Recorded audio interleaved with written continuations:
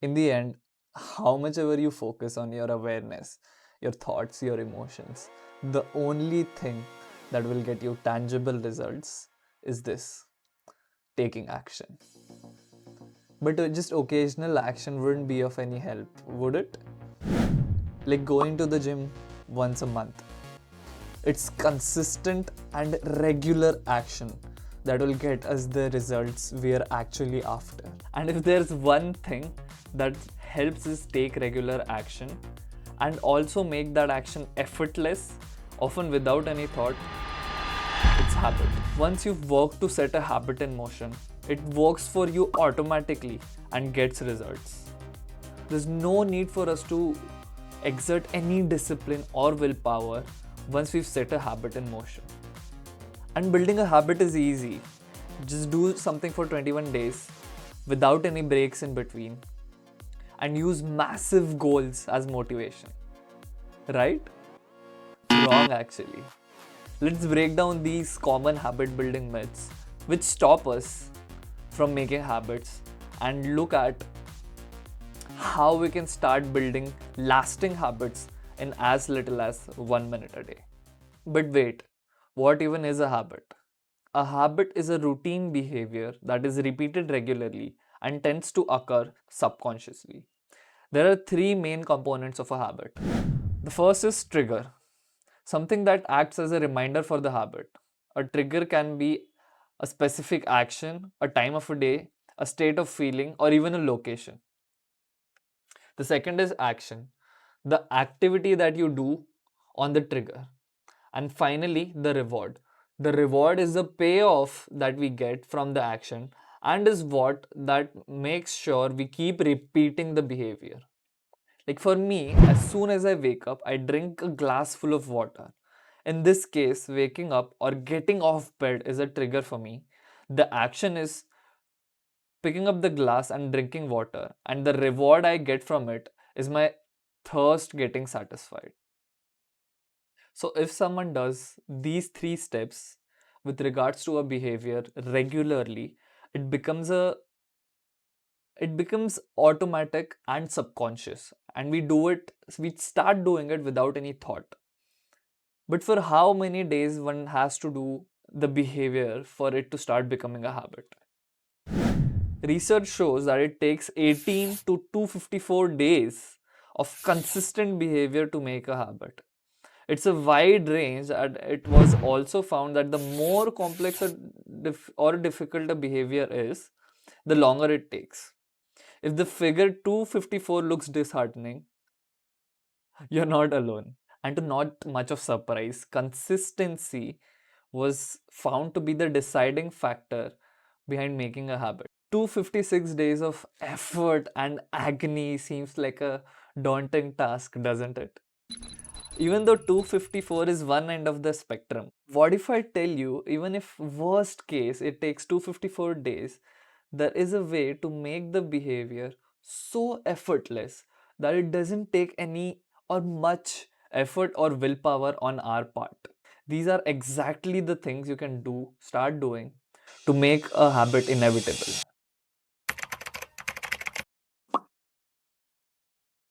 The two things are: one, make it stupid simple, and two, track the habit. The exact exercises for both I've included in the WIFM section at the end of the video.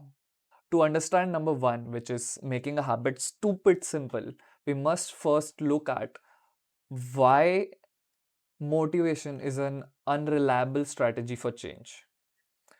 Let us suppose my goal is to build a good physique. I write down my goal and decide that to reach my goal, I must go to the gym. So I sit down and write, I'll go to the gym 5 days a week for an hour, 7 a.m. in the morning. In the beginning, I am extremely motivated, so I go diligently for the first week. Then, in the second week, it just happens that someone comes over at my place late at night, and I end up sleeping late at around 1 a.m. The next morning, I wake up feeling underslept and groggy, basically low on motivation. I decide that I'll go to gym in the evening. In the evening, I end up watching Taskmaster on YouTube. The next day, I feel terrible for not going to the gym, and I think, oh, what the hell, might as well just hang around with my friends. This breaks the chain of behavior, and what eventually ends up happening is I just go to the gym when I feel motivated, and the rest of the days I don't, which leads to mediocre or even no result.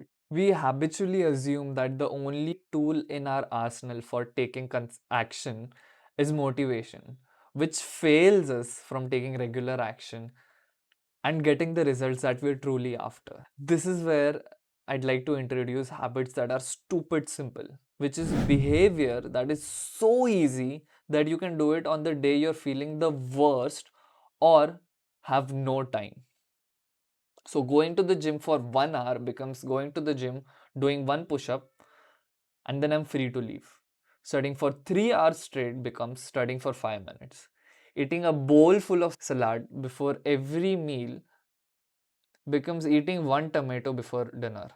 This is also where the notion or advice that to motivate ourselves, imagine the goal you want to achieve, fails us. If we are at the beginning, currently from where we stand, the goal seems too far away and we feel like we'll never reach it.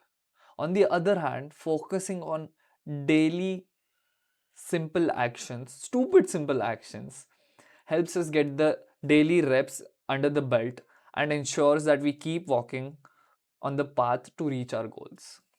But fussy, there's no way I'll ever reach anywhere with stupid simple actions.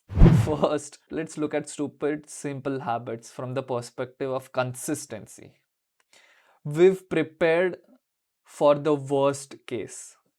So there's no days on which excuses like I feel not good enough or I don't have enough time stops us from doing the behavior. Okay, even if I'm consistent, how will such small action get me any real results? Now let's look at it from the perspective of results. One of the most difficult things about change is the momentum that not changing holds. This makes even beginning a certain thing look like a very scary task. This is where stupid simple habits works wonders. The stupid simple habit is a minimum requirement. In order to call it a win, all I need to do is one push up. Once we've broken the momentum, we'll find ourselves often doing bonus action.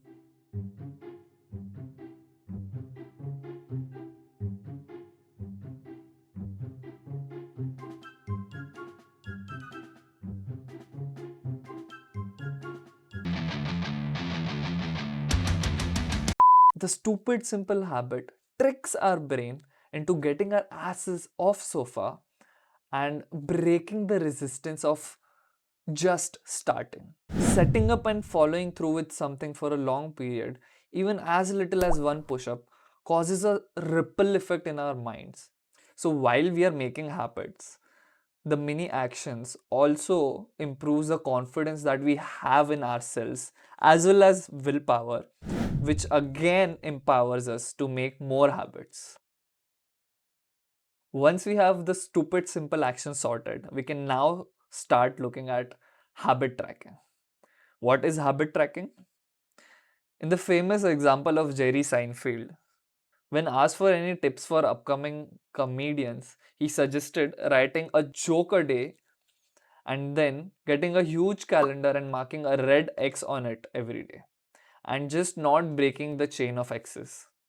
Jerry Seinfeld summed up taking stupid simple action and tracking the habit beautifully. You can get a calendar like Jerry recommended, or you can tick off your habit in a journal, or even get a board.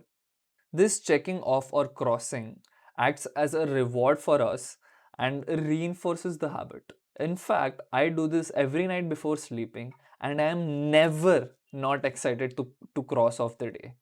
It is as if to say I've successfully conquered the day and completed my responsibility. What's in it for me? Summary: doing a behavior consistently makes it into a habit which consists of a trigger, the action, and the reward. It takes 18 to 254 days to make a habit, so buckle up for consistent action. The tools to make consistent daily action effortless are making your daily action stupid simple. Remember one push up. And B, tracking your habit. The goal we are trying to achieve. To set habits in motion that work for us in the long run to get us the results we desire. The concrete action steps that would help us to reach there. First, write down your goals. It's said that writing down goals increases the possibility of us carrying it out by 42%. Turn the set goals into daily action steps. Make the daily action steps stupid simple and make it concrete. Track your habit daily. I believe that it would be near impossible to miss on the daily activities using this method. But we are all humans and shit happens. So, to make sure that we stick to the process and do not fall off because of such setbacks, compassion helps beautifully. I've made a video on compassion. To watch that, you can click here.